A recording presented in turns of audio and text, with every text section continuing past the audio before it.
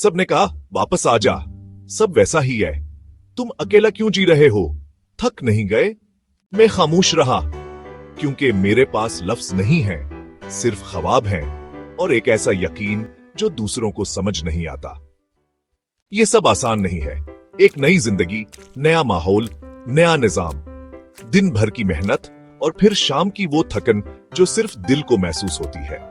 हर दिन एक नई जदोजहद, हर रात एक नया ख्वाब। ये सफर तवील है, मगर उम्मीद ने मुझे कभी हारने नहीं दिया।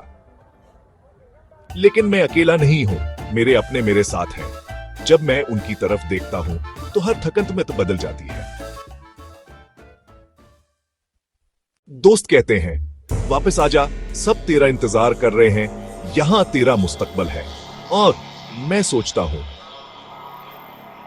वापस जाकर क्या कहूंगा, अपने आप को क्या जवाब दूंगा? मैं क्यों हार मान गया?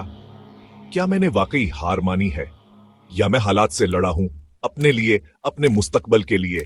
यह सफर सिर्फ कमाई का सफर नहीं, ये उन ख्वाबों का सफर है जो मैंने अपनी नहीं, अपने प्यारों की आंखों में देखे हैं। हर दिन एक नया सबक देता है, कभी खामोशी, कभी तन्हाई, लेकिन हर लम्हा कीमती है।